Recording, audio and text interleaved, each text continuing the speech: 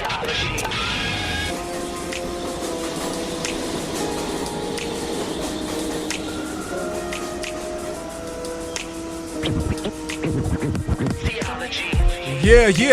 Yo, TATS Nation, where y'all at? Yeah. Theology in the Streets podcast where no topic goes untouched. It's your boy, Pastor Lou, and I got with me. Yeah. Mic check, 1, 2. It's your boy, Don Dada with the TATS Nation crew. Oh, Here's Jammer back at it. What up? Yeah, and it's your boy, Kurt Classic, baby. what's going on, TATS Nation? Hey, thanks for listening. We're coming to you from ACF Studios. Big ups to ACF Studios. Listen, we drop episodes every Wednesday and Friday. Check us on Anchor.fm, Spotify, Apple Podcasts, Google Podcasts, and YouTube.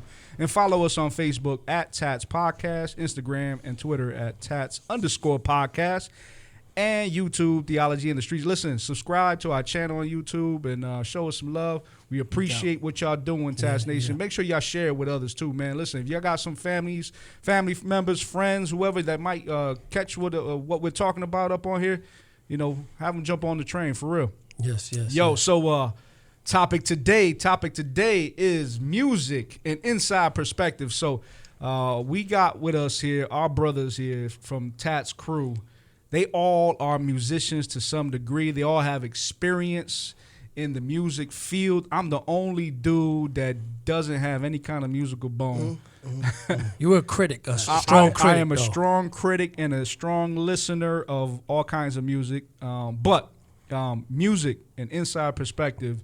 And so let me jump on this. Let me, Jammer, you start us off. What got you into music and what was it that brought you into the hip hop game? Because that's kind of where you went down. Oh, wow. That's history right there. Music got me into music. My pops, rest in peace, Benigno Vargas Sr., he taught me piano and guitar at a very, very early age. All my uncles and aunts, they are musical, all of them. Dope. And then a movie came out, changed my whole life. Probably changed your life too. Crush, grooving, body moving. Saw that movie, wanted to be a rapper. Became a Run DMC fan, LL Cool J, Fat Boys. Oh man, that was the crew right there. Curtis Blow, and then, but even before that though, first rap song I ever heard in my life was Curtis Blow. These Are the Breaks. I think it was like 1980. These Are the Breaks. I was like 7 years old, and I was like, That's whoa, hot. just took me. And then after that, the other one. Don't push me, cause I'm close to the edge. Oh man, them joints right there. Yeah. So then I met from there, I got into little freestyling, little rapping, and then I met Bully Thick. Bully Thickness, big ups. Upstate side for big shots. And Buddhas, and then that was the first time he was like, "Yo, I want to be a rapper," and we rented some studio time from this dude, and he came out with "I'm Dangerous." You remember that, Dawn? I'm dangerous. And that set off the whole dangerous. thing. And then from there it was just like a domino effect. Shouts out to Bully, man. Word Wow, up, big wow, up. big shouts out to Bully. He was the pioneer. He was the head one. Yeah. At that time. Oh yeah, Bully was the head one back yeah. at that time. Upstate side for Yeah, crew. yeah. And then I met dangerous. Rome. We met Rome, and then Rome just took a big liking to me and was like, "Yo, you mad smart. You not like Buddha and Bully, right? You mad Dirty smart." gangster. So he's like, "I'm gonna teach you how to use all this stuff," and I picked it up quick. Next thing you know, I'm making that's hot. beats. Next thing you know, I'm making beats like boom, boom, boom. And they hated on us. But we're gonna reveal all. 100%. No, because they was like trying to steal our plug. You know what I'm saying? No, y'all did not want to share the plug. They did not want to share the plug. All right, hold on. We get to that. But And it all came together. It all came together at the end of the day. But yeah. it's always a struggle. Yep. It's always pride and Yeah. egos and every. Yeah, We who has the biggest ego, right? Don Don Dada. Dada. No, Oh my gosh. how? Come Not on, then. man. When you got a No, name horse. like Dawn, No, His bro. cup bro. overfloweth Back with then- confidence and arrogance. No, y'all think because y'all don't know Jamba back then. Oh, trust me, I know Jamba. He was the worst back then. And that says a lot about music, bro. So much pride and ego and fame and hunger for just success and Yes, all that yes. stuff. So yeah, got into beat making like that. And then once I got all in, more music started evolving. When it went from happy dance, hip hop, rap music to gangster music, and then when gangster music hit, now that conditions your mind, indoctrinates you to wanting to be a gangster and do gangster things the rappers brag about. Then like that, you get some street credibility, and you might get into the industry. That's what we thought. That's what I thought. We all lived that life. But We at tried that to time, mimic. the city was at that phase too. Also, Yeah. yeah. Now, let me. All right, before we get you done, because Kirk bring a different perspective. Kirk, how'd you get into like music in general? Even though I know you say you've been in the church almost all your life, how'd you get into it? Through the church. Yeah, that's how I got into it. I mean, my whole, most of my immediate family is all either singers or musicians. My mom sings, my aunt sings, my brother sings. Actually, two of my brothers sings. One plays the drums, and Hold the up. piano. Your brother sing. Yeah, He sang. sang. Yeah. Come on now, One of my brothers, he sang. Stop that. Yeah. Big up, Aaron. Yeah. Yeah. He's serious. Yeah, He's AT, AT, big up, man. Yeah, he can sing, man. He can sing. That boy can sing. So we grew up, and then my granddad, he was rockin' Robin, blues singer around the city, kind of well known around the city and whatnot, but doing his thing. And that's just the family I grew up in, man. We grew up in a family of singers, bro. Yo, but I heard that when you was born in the garden, you had the animals singing as a choir, birds chirping, and This nigga right here can't mess with him, bro. So that's how I first got in, and then right after I graduated high school, couple of cousins of mine, they was rapping and whatnot, and I started helping them produce their album and stuff, and was working with them and my uncle, and we started doing some stuff and touring and whatnot. Well, do you remember the album name of that? Bruh, man, you're talking about 20 plus years ago now, man. No, just was Kurt. I just was But we were under New Life Records. That was our label, New Life Records. Was y'all on that radio? That's that, dope. The Light I like channel. Remember that channel that used to play? I think it was 102.7. Yeah, I know what you're talking about. Nah, by Was you part that of time, that? yeah, I was on that station. But then by the time I was starting to produce with my cousins and them, they had changed over to the Legends or something. Already? Yeah, Okay, they had already got changed over. Okay. Now you got a brother-in-law too. Like, did you do anything with his rap music at all? Like production-wise? Not production-wise. just- I was just I just asking. I wasn't supported sure. him. But yeah, he did some stuff. He dropped a couple of albums, about 2 or 3 albums. He Yeah, I dropped. remember that. Okay. Whatnot.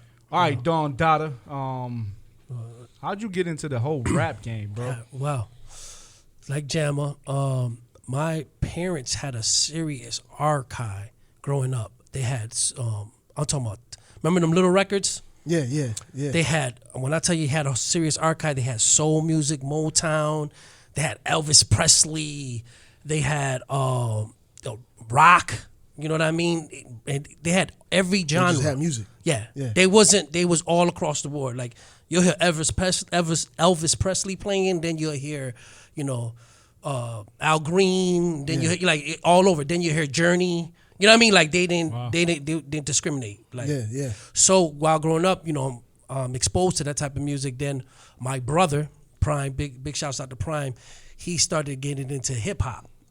And my cousin Pirlo, who was getting into hip hop. And then we started a breakdancing crew called the Royal my uncle Lotus.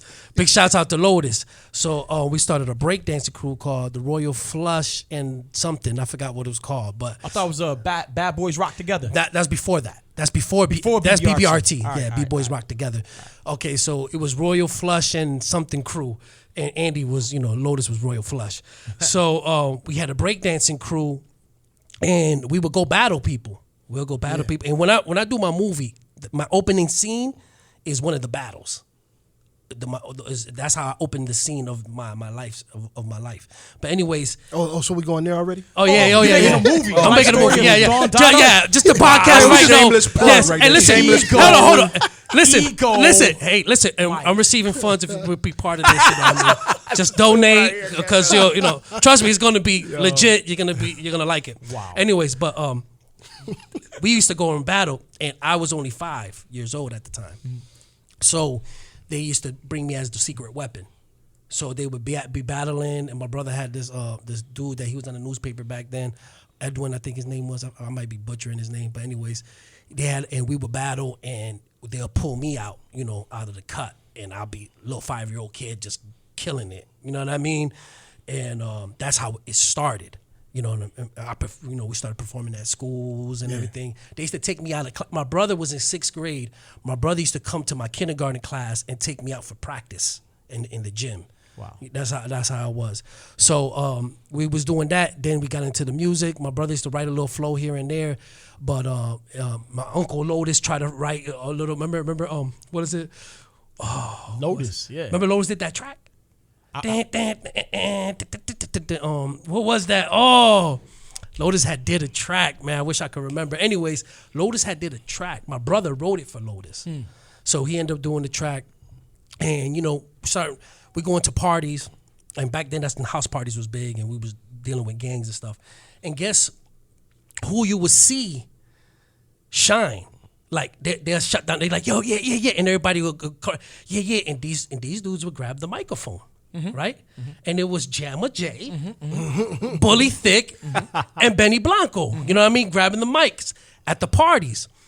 And they was getting mad love from the shorties, from everybody. You know what I mean?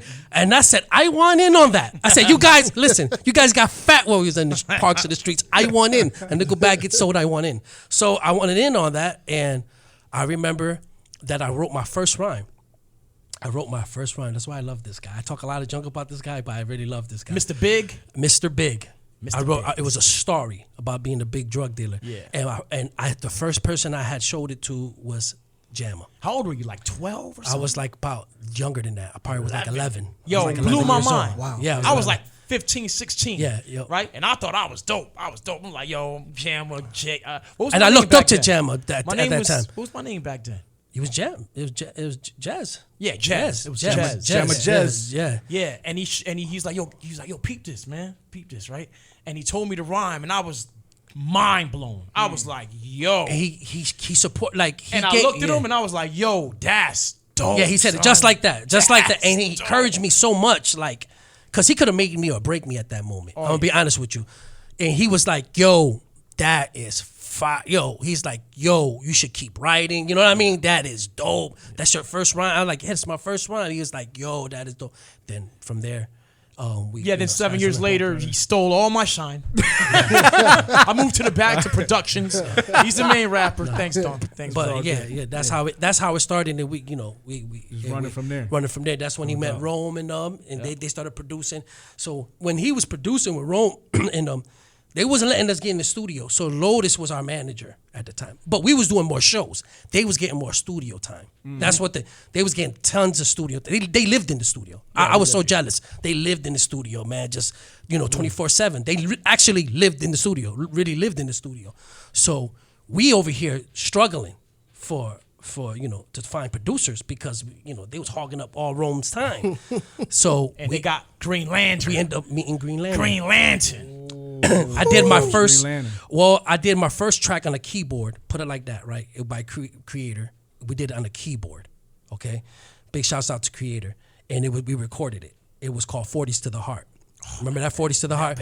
Yeah, it was called 40s to the Heart. And then I did that on a keyboard. Then my Uncle Lotus ends up meeting this guy named James. And he was like, yo, okay, we meet him. We go to Dejalon studio. Our first the first studio I recorded was at Dejalon. So you got to understand. And my man in the Dave Cut Jones could attest to this. I thought I was on the way, baby. You know what I mean? If the first studio I recorded was in Dejalon, you're talking about a multi-million-dollar studio. You know what I'm saying? Where was it Metallica recorded there? A couple of Jodeci. Yeah, so I'm like, so we go in there, and that's when I meet Green Lantern, and we did like 3 tracks with Green Lantern. Yep. Listen, I don't have those tracks, but we did a track called Get Up. Green Get Up, produced Get it. Up, Yeah, Green Get Up, produced Get it. Up, Yeah, and you yeah. put the hook, and we did it, and then we keep going from there. The stories can keep going. from there. Yeah. So Kurt, though, like when you've gone into the ministry aspect of it, what were some of the pros and cons of dealing with the music? Well, the pro is that, man, for me, I love music, man, and I love to worship. So that was like a real big thing for Just me. came natural. Yeah, it just came natural. And so that was a pro about being around so many people, man. Growing up in church, you meet so many musicians, and then I was a part of a big international organization. So, you talk about musicians from all over the world, bro. And you meet these people and you chop it up, you shed, you do a lot of sit downs together, and you just learn from each other. So that was a pro. The con was that, man, you got to see the ugly side, bro. You got to see, excuse me, man, I got something in my eye. But you got to see, like, to realize that people are people, bro. And Is it competition and yeah, jealousy? man, you had jealousy, you had you realize that not everybody who say that they believe in God walks like they believe in God, bro. That was the sad part about that. I think that's big in music too, man. Show business in general. Let's go. Yeah, you're right. Show business in general. I believe that. It's just competition. Bro, this is why I love this topic. The reason why I didn't transition from secular rapper to Christian hip hop, because I don't know how you, especially when we talk about hip hop. Hip hop it's built on pride. It's about being the best. Yeah. You cannot tell me there's a hip hop artist that does not want to be the best. That, oh no, I just want to be mediocre. I just want to have mediocre bars. Yeah. I just want to be okay. No, that's not. That's not what it's that. Now it started off as Voice of the Ghetto in the beginning, and we started talking about our struggles and everything. But quickly it turned competitive. Yeah. Quickly hip hop turned competitive. Mm-hmm. Oh, yeah. You know what I mean? And to this day, it's super competitive. Which is got to deal with pride. So I didn't want to. Which is embraced though. Like as a fan, you see that. And you see the verses, you see rap battles on YouTube. You just like exactly. And secular, that's what it's all about. Yeah. I didn't know how to take myself out of the equation. So when God drew me to Him and called me, honestly, man, I gave all that up. Mm-hmm. Like meaning, like forget that. I'll be the back for real. I won't spit. I'm not doing none of that. Because why am I going to just transfer over, right, and just add God to the equation? He has to be the equation. You know what I mean? So so that's why I was like, you know what? I don't want no shine. So no you shine. Fell back? Just fell back totally. And that's why when I hear rappers, Christian rappers that rap and they include a little bit of God, but it's about them. You know what I mean? I don't know about that. I'm not saying I have the answer. So I show love to all. I listen to all y'all Christian hip hop artists. I love a lot of you guys. You know what I mean? But I don't see how they banish that, man. I give it to them, man. I would like to have deep conversations with them. I had a couple conversations with a couple of them, but the ones that I had conversations with that kind of balance it out, they really preach over their music. They're really not kicking bars at all. Yeah. They're really teaching over their music. The other ones that like kind of kicking bars and making good music, I don't know how they ride that out, and and with the fame part too. Yeah, I want to go down the whole Christian hip hop route, but not right now. Jamo, like, at what point did you stop with the hip hop? Were you still a Christian by any chance? Like, did you become a Christian? You were still dealing with music? Yeah. At one time, I got saved. I think the second time in my life I got saved through Josh Viola. Big up. Big shout to Josh. Alert. And this is when we were pretty big. We had a record store. We had an album out, right? That's when Did we have it out already, or was we working on it? We was working on the album. Right. We had a whole bunch of tracks at Creators. Remember? Yep. We had we was doing our thing. Plus we had a following. We had a big following. Plus other things. And I got saved, and I was done. I was like, yeah, I'm not doing this no more. And they were all like, wow, you're the producer. I mean, you're one of our producers. We barked. They barked on. We barked on them. We was mad. We was angry. And I was good. I was good for like 3 months. I was going to church twice a week, studying my Bible. Stop smoking weed, stop smoking cigarettes, stop drinking. I was good. And then, but I would still miss my friends and visit them every now and then. And slowly but surely, I a little leaven's the whole lump. Yes, sir. And I went back in, and then I was all in. Then I was all in again. Back into a weed head alcoholic. Okay, let me. All right, I'm gonna get a little intimate on this question. What was the pros and cons in dealing with Upstate Cypher? The pros? Yeah, that was my family. I've known them over 30 years. At the time, that was my clique. We've been through so much, like fighting, do or die for each other, have each other's back, getting drunk and high with each other. You got that bonding, and then doing crimes together, and then doing like a little business together. And so that was the pros, because when I first met them, I had that emptiness in me where I need a team. You know what I'm saying? Like, I need a team because I don't have a team. It's like me and my cousin. You know what I'm saying? And I ain't got a squad where if these dudes come mess with me, I ain't got nobody. Yeah. And then I met these dudes, and whoo, it was like a drug. I was like, what? Like that line from Fat Joe, a bunch of crazy Puerto Ricans, but hey, don't sleep. I met these dudes, and we went nuts. We was fearless. Yeah. Fearless. We used to go start trouble. If you had a name, we would target you. Oh, he got a name. We rock him out. We get his cred. You know what I'm saying? We were on that level. So that was the pros of being with them. The cons was, you know. That's actually a con, but yeah. It's actually, but at the time, got the you. mind At state. the time, At the time, I the had mind that, state. I'm you know, messing with I had y'all. that sense of family. You know what I'm saying? No doubt. And to this So- day, Yeah, to this day.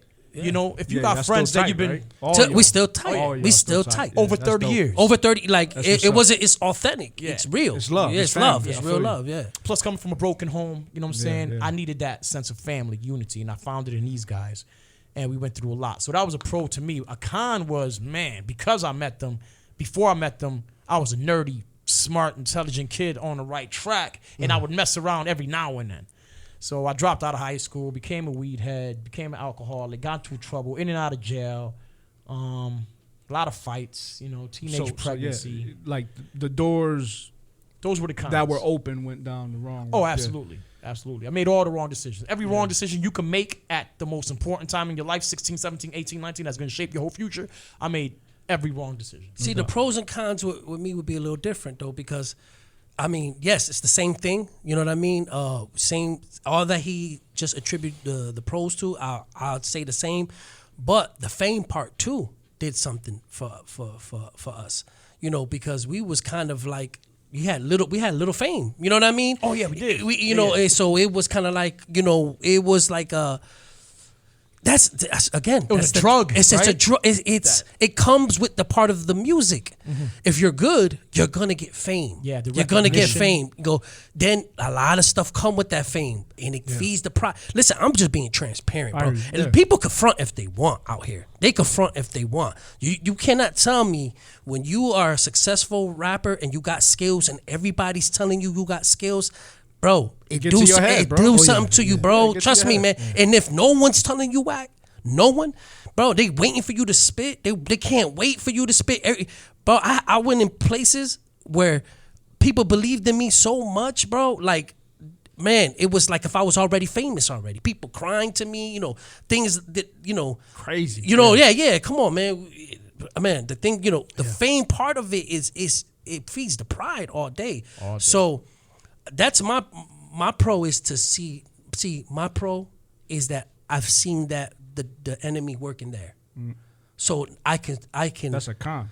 well, listen, is that a it's pro? a pro because now I use it to talk to other people that's dealing with the success I see what and you're see saying. So other God rappers and God other like uses and I listen, I know what you're going through. That's- yeah, I that's felt what's up. that before. Trust me, I fed that ego before. Trust me, the women, the groupies, the tours out of the country. I did all that, bro. We did that. We had money.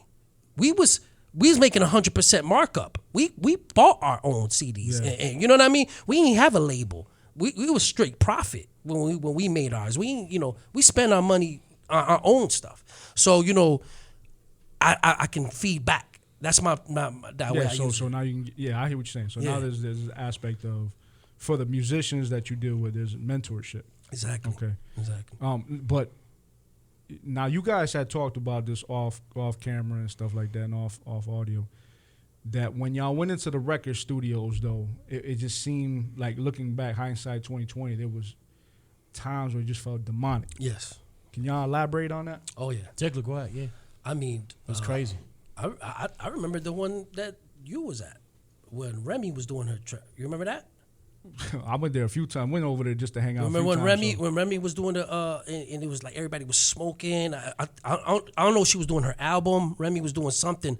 I remember Remy was recording. Where at Dejaline or at No, our this was studio? in New York City. Yeah, at in New York This City. was in Yeah, New I York was with- City. Yeah. And So I was over there. Yeah, and with Fat Joe and them. yeah, and you could Turf Squad.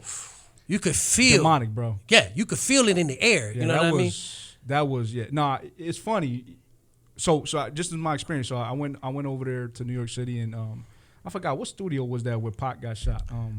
Was it D&D's? It wasn't D&D studio. Nah. It was I think it was in Manhattan. It wasn't Manhattan. I forgot what. I it was. forgot the name. Yeah, of it. yeah. Anyways, so we up in the studio and And so I meet Fat Joe, and I ain't gonna lie, I was starstruck. My man got his T.S chain. Thing is blinging, bro. Thing is blinging. I'm like, yo, I'm like, where am I at? Yo, I'm like, and I'm zooted. So, I'm higher than I don't know what.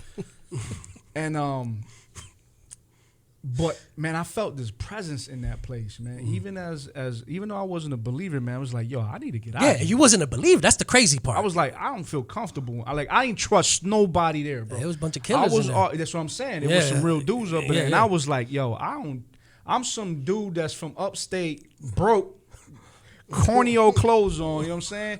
And I'm like, I don't trust none of these dudes, bro. I was paranoid. It's like, I don't know what's gonna break off up here, but nothing popped off. It was all peace, but I just felt this presence, man, that just was heavy in that place. Listen, man. But anyways, go ahead. Yeah, but listen, no. I brought that up so you could elaborate on that.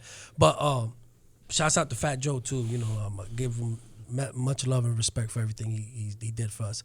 But even when creating, that's why they say sex, drugs, and rock and roll, it do go all together.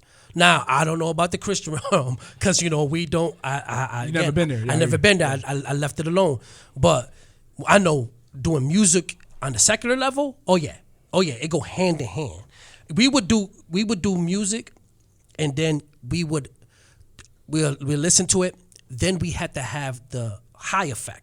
So we would have to smoke and drink and then listen to it again. Right. And then we say if it's dope or not. Yes. On the drugs though, like yo. You remember that? Yeah, we'd be like, listen to let's smoke and drink, then listen to it. Then we judge. Or sometimes it'll be reverse. Sometimes we'll be zooted and just twisted, and we'll do a beat, right? And I'm gonna tell you how powerful this is. So when we did a beat, sometimes you'll be, it was still hot when we was high and we were smoking. We'd be like, wow, it's still hot. But there'll be sometimes that we did a track that we forgot about. We was in the studio all night, you know what I mean? And we produced a track, Jammer did something, and we didn't remember it. But when we listened to it the next day, we forgot about it, and we was, zooted. We was twisted when we did the track. We'd be like, wow, this track is crazy. Like the elements that we put into it and the things, the sounds and where we were at, our mind state was at that time. We was like, wow, yo, this beat is fire. It would be on a whole nother level. And we'll do that we'll do it when we record tracks. We'll have, that's the test we went through. Like we would do a track, we'll lay down the vocals, then we had to listen to it high and drunk to see if it gave you that energy it needed to give. Now, it's funny because the times I went to the studio and watched you guys like put the work in, it would be like, I don't know how to explain this. Like, it would just be a bunch of jokes cracking up, right? Foolishness, foolery. Yeah.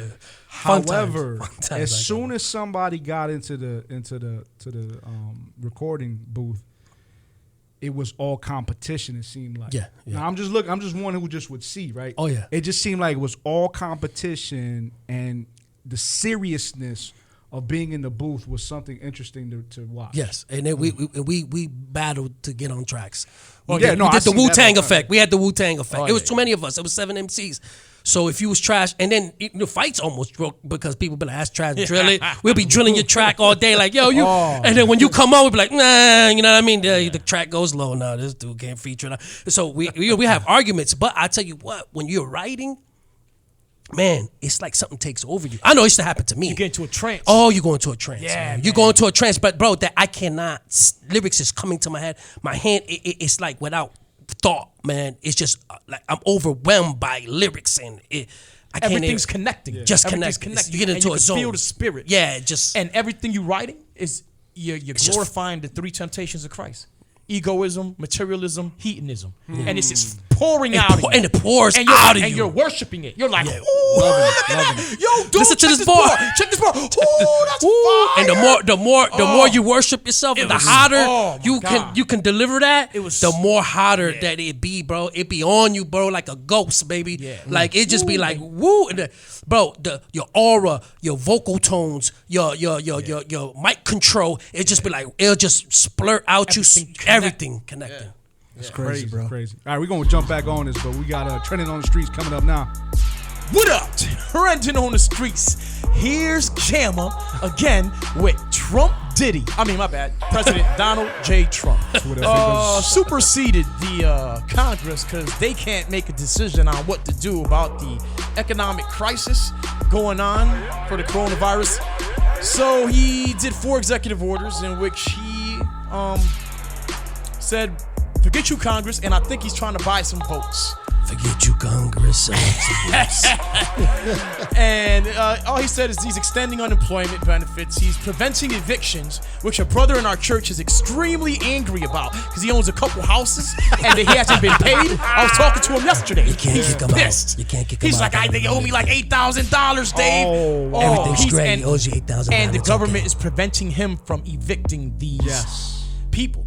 So, But- and also he's extending student loan relief, and he's doing payroll tax cuts just to help out, or maybe just to buy votes.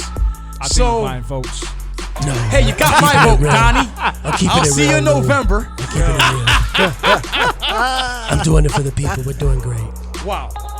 On a more serious note, looters smashed businesses' windows along Chicago. A cop shot a guy. Is controversial stories. The hood says that the cop shot him and he was unarmed. The cops say that the guy shot first. It's a whole bunch of ruckus going on in Chicago, man. Yeah, man. Gang violence, drugs, man, poverty, neighborhoods is all messed up. Little kids getting shot like it's nothing. They lost the value of life. Who's to blame? I think all of society, you know, from the top to the bottom, bottom to the top. But baby boy, we got to do something. Lord Jesus. Riots ensued. Oh, it was bad. Everybody just went nuts. They're messing up the community, the malls. The city shut down bridges. Wow. Roadblocks and everything. It's bad, man. It's bad. Oh, man, it's bad. Chicago. That's crazy. And, Shouts out to Nooney and Lewis in Chicago. I gotta call them. Yeah, we got peoples out here, man. Also, John MacArthur back in the news again. The mayor of Los Angeles is saying he will shut down electricity and water for all facilities that are having gatherings. They say it's mostly focused on the church. And John MacArthur's not backing down. He's looking at fines and possible arrest. And the city is not playing no games. I mean, Pastor Lou, you was right. They said everything is shut down in California. Everything. No gatherings. Unless you want to protest. You're allowed. With no permit or anything. As long as you know, I think rioting is allowed too, because when you do riot, they don't arrest you. They just let them vent or whatever, and then we'll clean up the mess afterwards. And we'll ask Donald Trump for some federal funds to clean up our city, although we allowed it to happen. So that's my joint right there on trending on the streets. Whatever y'all want to kick on that, man, trending let's on the get at it. streets. I thought you was gonna throw the fart, man. Kurt, I thought you were gonna throw the fart, man, on the Trump joint. Come on, that's trademark. That's our staple. Trump was talking though. Trump was talking. Oh, Trump Twitter friends. We got Trump in studio, so we gotta be careful. You know what I'm saying? Oh, that's what happened. All right, let's get back onto this music inside perspective.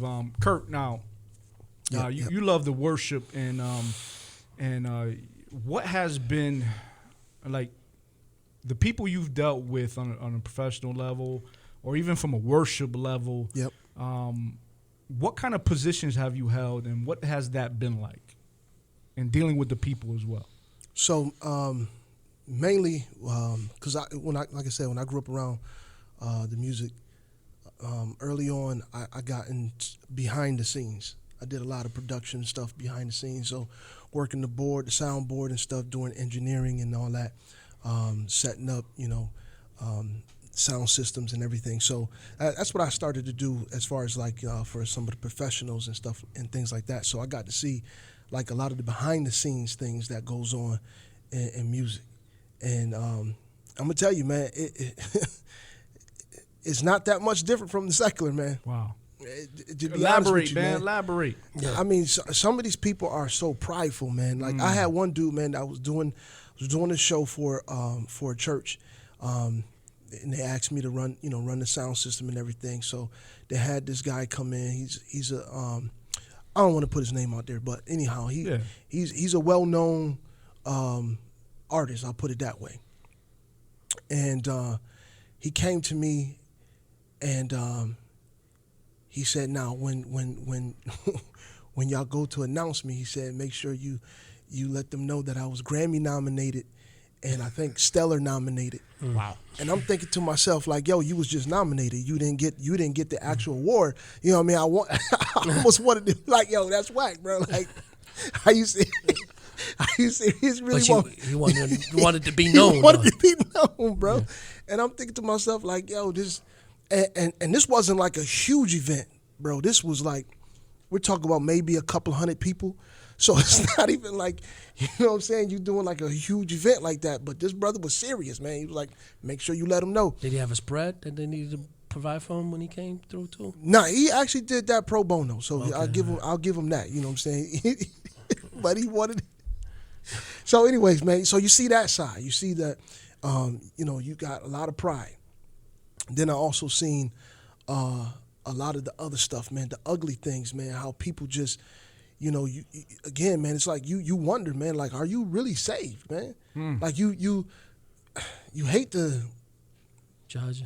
Yeah, you know what I'm saying? You hate to be the one that's kind of seeming like you judging, but at the same time, when I'm seeing you doing stuff that's like, yo, that's what the world would do, and yet you coming in here singing songs of glory, that messes up my perception of how you worship. Well, what you say another one. Give us another one. Well, no, so I want to ask you on that because, like, I always say this: idolatry and sexual immorality they go hand in hand. Yeah.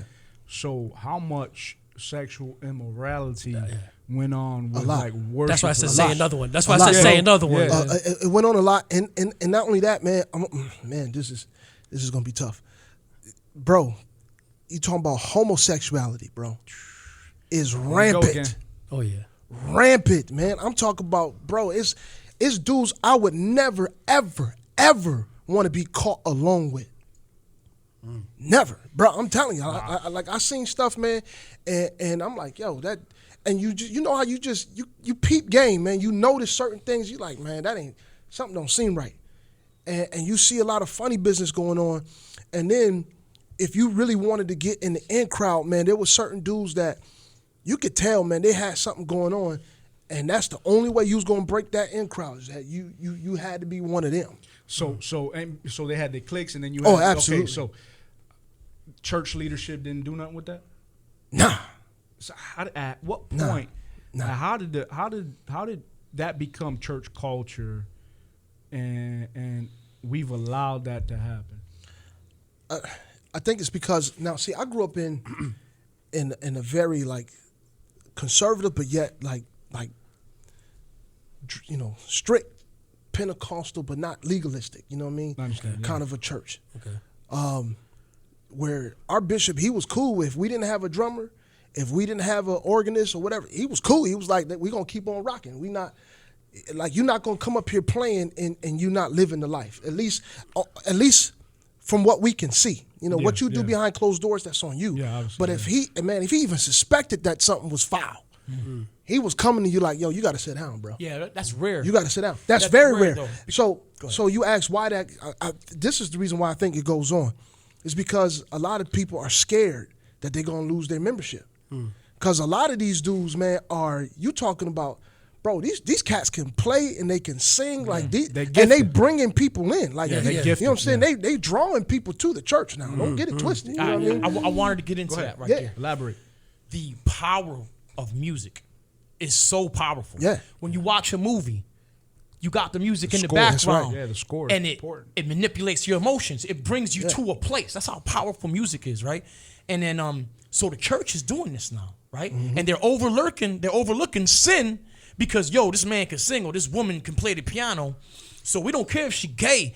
People coming to see her sing. Yeah. That's another problem. Yeah. People just come to church for the worship. If the worship whack, they not coming to your church. Your word could be on point. If the worship is whack, I'm not going to your church. And then that brings up another problem. The backstabbing within the church, in the worship industry, where everybody fighting for position. This man's the worship leader, but this man want to be the worship leader. Yeah. So he ain't doing the job right. This man play the piano and be like, yeah, he be messing up all the time. I want to play the piano. Same thing happened in our group, Upstate Cypher. You know what I'm saying? We had so many dudes in our group and everybody fighting for the top spot. And you had some, you know, behind the scenes, behind the back, like, oh, this Politics. dude sound whack, and this dude beat is not dope enough, and, you know, this and this and that. It was a lot of that going on.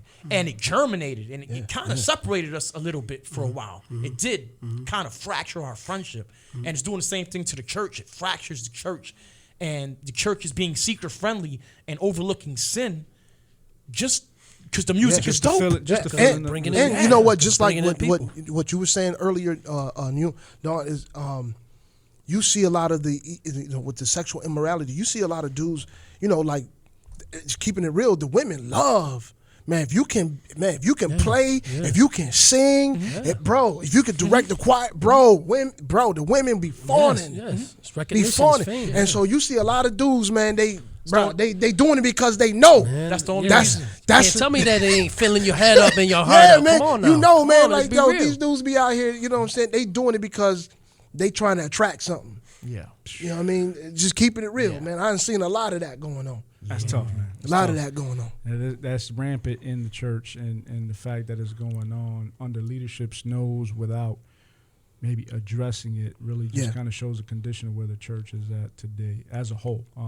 Now, let me throw this at you. I wanted to come to this. Now, I was always a big hip hop fan, right? Listening to just the music. I've never been a rapper, never. The times I tried to write, it just was like, yeah, what am I doing, right? It's foolishness. But when I became a believer, I mean, I threw my whole collection away because I recognized the influence it had on my mind, right? What you alluded to before, Jammer, like you listen to the gangster rap, that stuff permeates into your mind, and you start believing that you that, and that's exactly where I was at in my mind. Like I just believed I was the hoodest dude out there, but that wasn't who I was. It's not how my grandmother raised me. Yeah. But by the time where I was at before I became a believer, that's what I believed about myself, and I was doing stupid things to try to live that life out, right? Because of what was coming into my ears. Now, when I became a Christian, I started listening to Christian hip hop, and I just was blessed by it. For me, I saw it as ministry, encouraging me. However, it has developed into a business, right? And there is a debate within Christian hip hop where some dudes don't want to be in the box of Christian hip hop. They just want to be known as hip hoppers who's Christian. Yeah. And there are others that's like, yo, I'm a Christ representative. You can call this Christian hip hop. What do you guys think about that debate right there? Especially you two brothers that have rapped. Well, I think there should be, and I think I told you this before, Lou, there should be 3 categories. See, you got Christian hip hop, right? And within Christian hip hop, there's categories within it, I think. You got the people that use the music as a way of preaching. Yeah. So their music, they don't care about it sounding hot or being trendy. They're actually, teaching through their music, okay? So, and then you have another part of it that the music is for feel good. It's really, it's really for, you don't want to hear anything negative, but you're not really learning anything. It's just good time music, but clean, good time music. You know what I mean? Yeah. And it's understood that Christian hip hop umbrella still. Yeah. Then you have the, more lyrical. Like they're really getting kind of lyrical, and they're showing that they have talent. Also, they're Christians, but we lyrical skills. and we got skills and we got bars. So don't count us out. We can mess with the secular. You know what I mean? We just on a different message, but our bars are still strategic and witty as the secular. No doubt. Yeah. So I think that needs to be broken down. See, I think it's all under Christian hip hop. I think it should be, because now you'll listen to, so if say you'll talk to a preacher, right? Say Pastor G or somebody, and you'll say, hey, I got some Christian hip hop for you, and you play some Shai Linne. Oh wow, this is Christian hip hop. I can mess with this. This is good stuff. This is edifying. Yeah. But if I play another track, you know what I mean, with someone that's a little more, just about the art form. just about the art form and just having a good time Rocking it, music. They're gonna be, oh well, is this Christian? They're gonna question, is that Christian hip hop? Because the beat is darker. No, and they're not really mentioning Christ. Yeah, they're not mentioning They're not really Christ. mentioning Christ at all. skills. It's just good music. Yeah. It's just good music. So I would say positive music. There should be positive hip hop. I think that should go under that. Yeah. Instead of Christian hip hop. Positive hip hop, right? Then you got the people that are because again, when you're a Christian anything. You could be a Christian DJ, you could be a Christian carpenter, but you're still a Christian first. Come on now, Christian don't come last. Yeah, that's some of the positions of some of the rappers who they say, listen, I'm a rapper by trade. This is what I do for a living, but I'm a Christian. But Christian trumps all that. Yeah. See, and that's your Christian, position. yeah, that's what you hold. yeah. But there's Christian some trumps rappers all that that. don't hold that. But Jam, I want to catch what do you think about that whole debate? What's the debate? The debate that there are some rappers who were Christian guys. There's Christian men out there who rap. They don't want to be known in the CHH realm. No, I want to be known as a Christian hip hopper. I'm just hip hop. I do hip hop. Don't label me I'm Christian. Exactly. Don't label me a Christian rapper. Christian hip hop. Yeah. Label me I'm not a as, Christian rapper. as I'm a rapper. Christian who does hip hop. Yeah. That's semantics. I guess if you say I'm a rapper who does Christian, but I want to be labeled a rapper, then you making yourself a rapper first. Then That's a my Christian. Over the Christian. That's so my point. That, you're Okay. prioritizing. So this is why I bring it up, because within the fan base of Christianity, because when we talk about CHH, Christian hip hop, they're the primary listeners, right? But I think the fan base can be ferocious towards rappers, Yes. even Christian rappers. I believe so too. In other words, they can be very pharisaical, judgmental. I'll give you this example, right? Today I was on Twitter and I came across Reconcile. He's a Southern rapper. I think he represents Texas, and he says, "Yo, man, I love CHH, but I have a hard time trying to defend myself to them because they don't feel where I'm coming from." Meaning this: most CHH fans are white evangelicals. That's who has really embraced CHH. Yeah. Wow. However, his style of rap is street. Yep. Like I know where he's coming from. You see what I'm saying? If exactly. And I'm gonna be honest with you, like Reconcile, he's straight down south. I'm not a big down south style rapper, but I know when he's speaking on, still the streets. Now, his issue was like, yo, I'm done with CHH. I'm gonna just do what I gotta do. You know, if you rock, if you pumping, you pumping. If not, it's all good.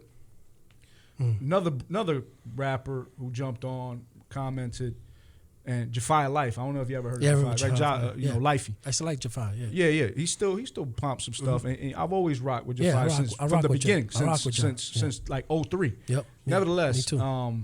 he's like, yo, you a great artist. You still doing what you do. Yo, don't worry about what you do, because his position has always been, yo, this is hip hop. Yeah. Yo, we do hip hop. No Christian hip hop. It's always been hip hop. So that's been a debate for years within the Christian hip hop realm. And my issue with that is, can't you cater to both? Is that possible? Well, I think again, it's a problem with the categorizing it. See, remember when they used to give Best Hip Hop Award to Mary J. Blige? Yeah.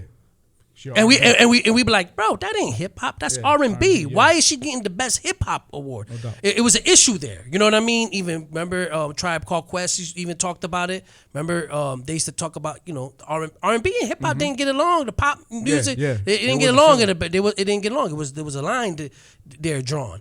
And I think that we're having that problem in the Christian realm. So in the Christian yeah, realm. yeah, you giving. So if you, like he said, if Christian hip hop, a person that's coming into hip hop first has to know what hip hop is. That's the issue, though, right? You Right. got a bunch of young dudes.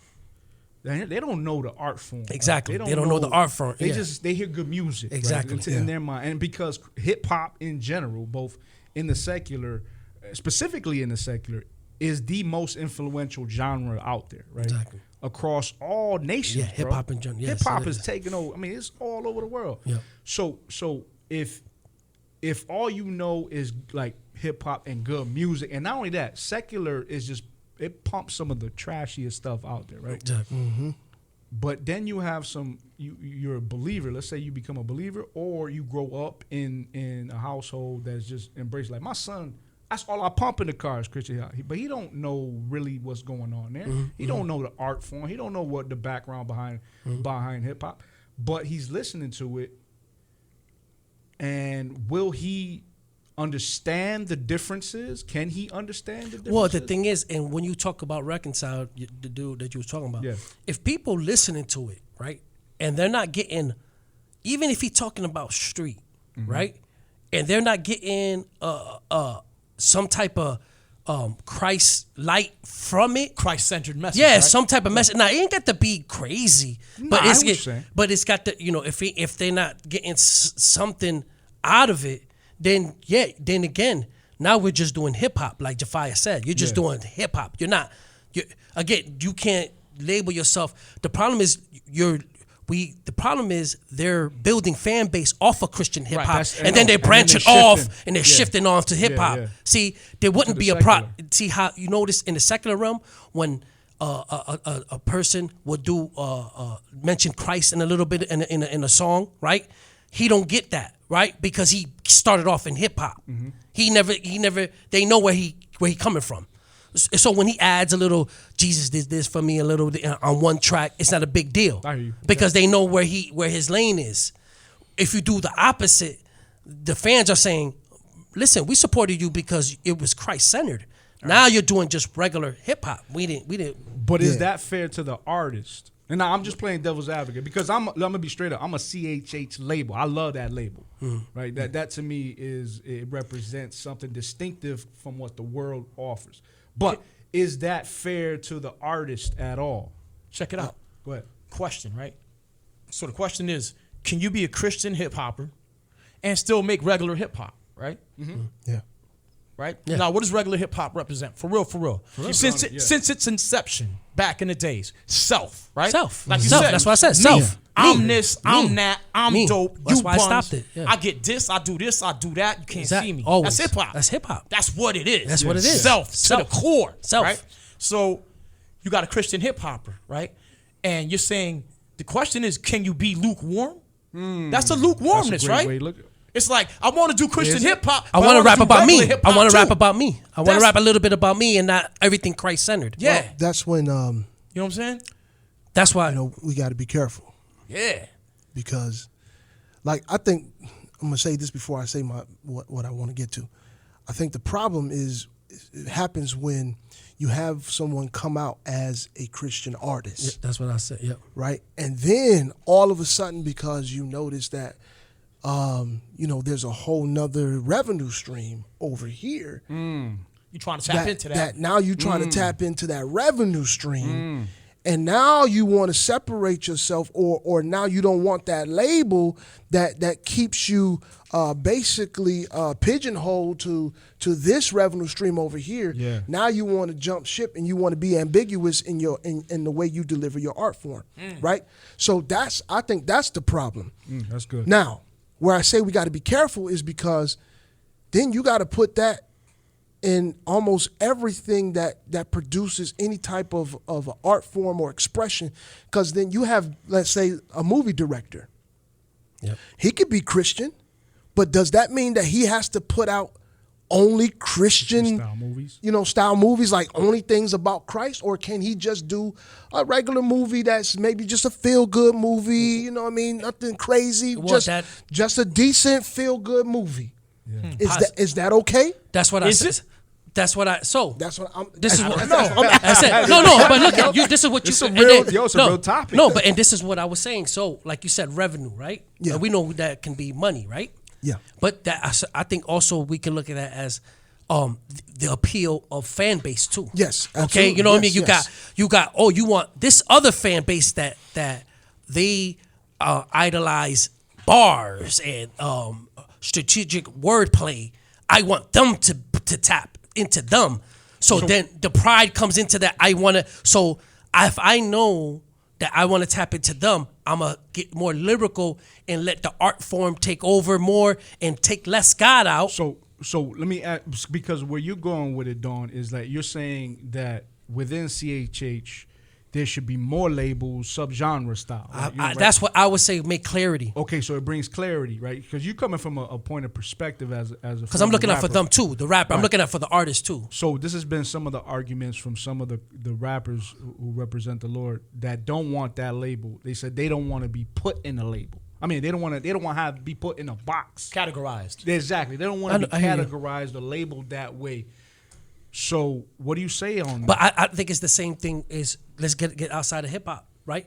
If someone's doing alternative music, right, and he or she claims to just be pop, right? Is there Christian pop or is there just pop? Yeah. No, You see Christian it? pop. That's what I'm saying. Same thing with a preacher, though. It's like that's like saying you don't want to be labeled a Christian preacher, all right? Because you're also a motivational speaker. You could also help people by just making them feel good and teaching them how to live a good, productive life. But there are motivational speakers that are there Christians. Are life coaches that are Christians, But they are that's not why called it's simple. But Christian preachers. the difference is preaching is not an art form; it's a calling. That's Right. Exactly. It's a exactly. calling. Exactly. You know what I'm saying? And not only that, and I go back to this. When the whole walk, like I said, man, and I told y'all this earlier, man, something been tugging in me to try to do some tracks, right? Yeah. Something, but I don't do it because I'm not gonna play myself. I don't know how to take myself out of the equation, and I'm not gonna do that. I'm trying to keep it 100 with the Lord. I used to tell my You know what I'm son. saying? My son back in the days, he used to rap. He's like, "Yo, I want to come out with an album," and he was like, "But I want it to be Christian, Christian, Christian." And I was like, the only way you could do that, but you taking yourself out the equation and just make it strictly about Christ and teaching the message, is don't sell it and don't put your face on the cover and just be like a ghost face and just give the CD away. Be like, yo, here's some Christian rap, right? Because if you put your face on it and you put your name on it and you're marketing yourself, then now you putting yourself into it. Your ego, your fame, your fortune, your money. Well, let me push back Yeah. on that, right? Because what if all right, because it's evolved. Christian hip hop has evolved to a business, right? So I can see the picture, the face and everything like that, right? But what if you in this and you making a business out of it? This is your livelihood. I don't right? agree with Jam on that. I think that you can do just like churches, you get paid, pastors get paid. pastors Yeah, get paid, okay. So I don't agree with that. But what I was saying, when you come to Christ, right? When God draws you and you come to Christ, you have to not deny yourself. You die to self. That's have it. to deny You yourself. have to. There's this. All right. God don't listen. It's God or nothing. So he becomes first. God never plays second for nothing. Yeah. Nothing. Yeah. Nothing. Not in your marriage. Not with your mom and your pops. He comes over their pops. He comes over your wife. He comes over your husband. He comes over your brother. And he come over music. He come over everything. God is first. So when people say even me as a barber, right? I'm a Christian barber. God come first as a barber. If someone came to me and said, listen, I'm not, and try to go against my faith or something like that, then you drawing a line with me. Yeah. Now, I barber everybody. I try to spread that message, and I show that love to everybody. But you have to accept me. I'm playing Christian music in my barbershop. You have to accept, just like I'm accepting you for you, accept me for who I am. Yeah. You know what I mean? And that's who I am. When God drew all of us, right? Even when you worked at your secular place, right? Everybody knew you was Christian, Yeah, right or wrong. They knew. Not because you was flat, and telling them, I'm Christian. They just knew by the way you walked, the way you talked, and just certain things you didn't do. You know what I mean? You refrained from that, and you talked a certain way, different. right? Yeah, you was different, different because you had to take the stance. You know what I'm saying? And and if your job told you to do something that was against your best belief, right or wrong, you would have had to take a stance at that moment. Yeah. So the question remains, how do you take yourself out of the equation? That's You want to make music for Christ, that's a tough one. and you end up blowing up. How do you take yourself out of Well, the equation? I know. I would say this. I would say some of the Lamp Mold brothers, I would say they would kind of ride a good, got a good way of doing it. I mean, some of them is just actually, I remember my nephews and all of them when they listened to Timothy Brendo and Shy, they learned scripture from your son learned a lot of scripture through Shy and Timothy Brendo. Oh yeah. Right or wrong? He'll tell you from listening to their music, he learned the Bible. Mm-hmm. He didn't learn about Shy. He didn't learn about Timmy. He learned the Bible. Yep. They learned scriptures. They learned what it meant, definitions of different terms, biblical terms. That's why I say, now that'd be to me Christian hip hop, right? That's there. real Christian. That's hip-hop. real Christian hip hop. teaching you, edifying. Yeah. there's See, a that's why I said you got to ministry break it behind down. I feel like you have to break down the categories. So if we come to this is the thing though, man, because music is so influential. I got to be careful how I say this statement because there are dudes out there who may not be saying Christ all the time, but influencing somebody in a positive way. Buck is a good example of that. So I got to be careful. But I think what me personally, in my opinion, as a fan, and when I go listen, there are dudes that I feel like God has anointed their hip hop and ministers. Yeah. It ministers to me. Yeah. Okay. Then there are other dudes that just make good music. Exactly. And I rock with it. I pump with it. It's exactly. clean. It's my clean, kids good, can listen exactly. to it. And it's dope music. Mm-hmm. But there's a difference between those brothers and some real brothers that I know is ministry music. That's just how I feel personally. Yeah. That's what I've come to. Now, being on almost 40 years old, like the argument, this debate, it's big with young dudes, right? Mm-hmm. For me, it's like, man, I care less, man. You know what I'm saying? You gonna do you too. That's between you and God. You know what I'm saying? I don't know these artists to get caught up in the arguments of, are they really representing Christ or not? Man, I don't know. You know what I'm saying? That's between them. Listen, God. and I want to keep it 100.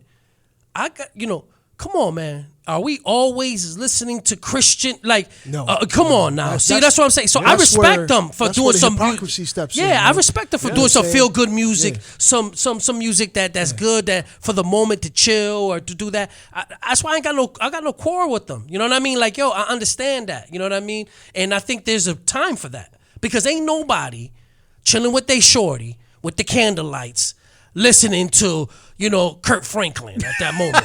Come on, if y'all doing that, then y'all got me. Yeah, I give it to y'all. Y'all way more holier than me. You know what I mean? I'm trying to listen to something that's gonna get me in the mood, bro. I don't know. Maybe I'm wrong. Y'all call me. Y'all tell me pray for me. There's a time for all things, right? There's a time for all things. I don't know. So I don't know.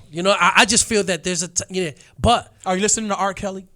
Not R. Kelly. I don't do R. Kelly no more. R. Kelly too, though. Back in the days, yeah. Back in the days. Everybody did R. Kelly back in the days. Come on now. You just R. Kelly too back in the days. Back in the days, R. Kelly was R. Kelly was my man. Come on now. Get him in the mood. Come on now. You know what I mean? Get her in the mood. It's like, seems like you're ready.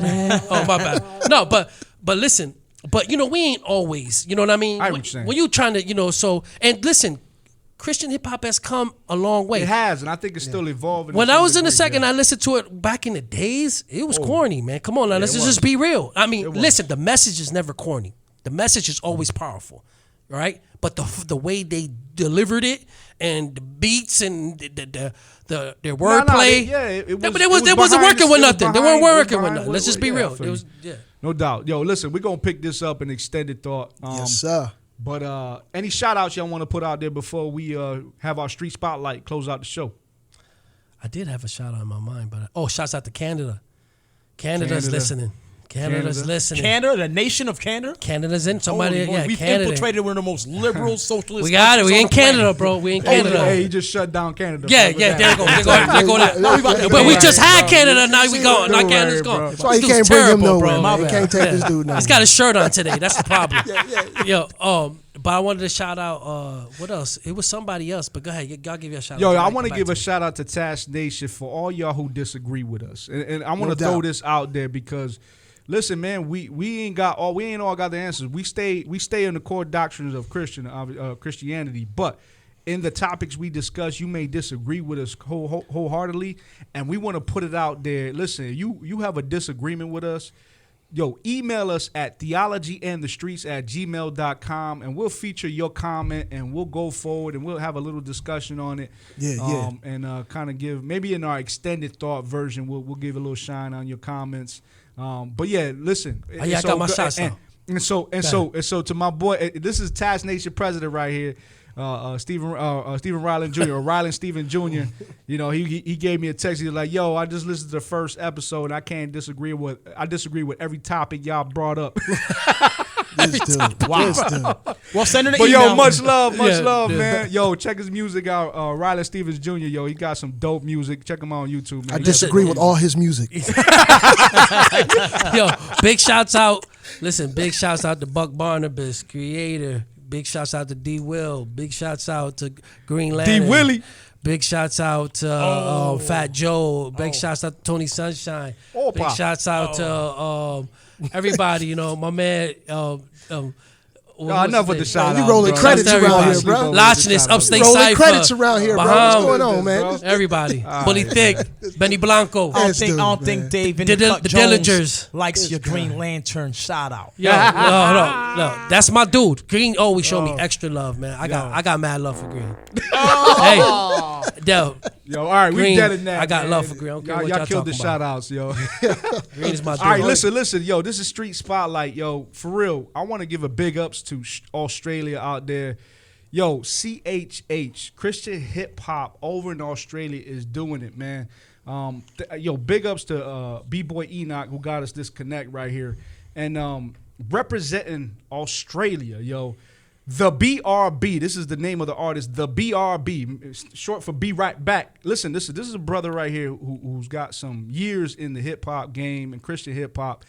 Went through a battle with melanoma, came through on the other side. Yo, listen, while he was struggling with cancer, my man was putting up shows, helping brothers put shows together in a wheelchair, doing this thing, still in ministry. So if you say you ain't got ministry on you, you don't know what you talking about right here. Yo, big ups to the BRB. And with this song title right here, we have Trigger Route, and this is the civilian mix. Yo, follow the BRB on IG, Facebook, YouTube, and Spotify at the BRB, and his Twitter is at It's BRB. Praise the Lord. So, yo, listen, TATS Nation, keep riding. TATS crew gonna keep driving. We out. Peace. You got the sparkle in your eyes. I'm falling apart. Seeking for the truth. I got you, boy. Your attention, may I have it for a minute? Now it's not about popping pills, rhyme skills of women. A high was when I bought the finest linen. I'm talking about the violence, the hate, and the killing. An epidemic of the badge on watch. And there's a bad batch of cops, so please shut shop. Close all current centers for these crazed inductees. Creating a lot of phonies, but not enough G's. If you think you need a gun to prove to someone, then you're not. When's this gonna stop? How long going on? How longer will we let it? Don't take an academic to see it's systemic. You ain't fooling no one, no matter how hard you wet it. Straight to slender, cause it's lower in the standard. Do it quick before we can't reset it. You understand it? Stop asking it to stop and then regret it. We need more stringent process to become a cop and use a weapon. You got the sparkle in your eyes. I'm falling apart. Seeking for the truth. I got you, boy. You got the sparkle in your eyes. I'm falling apart. Seeking for the truth. I got you, boy. You shouldn't even get a gun till you're proven worthy. Take a few tests, maybe start with a jersey. Graduate to a vest, a personality test. Maybe a patch, you got intelligence to match. When it comes to lethal force, man, you gotta have the smarts. Emotionally, of course, and with the IQ charts. I mean, God forbid we had a few cops who actually knew what to do when starts to pop without letting one slip. And the ill-equipped, and there's an army of these bastards in the shooting from the hip, pulling triggers.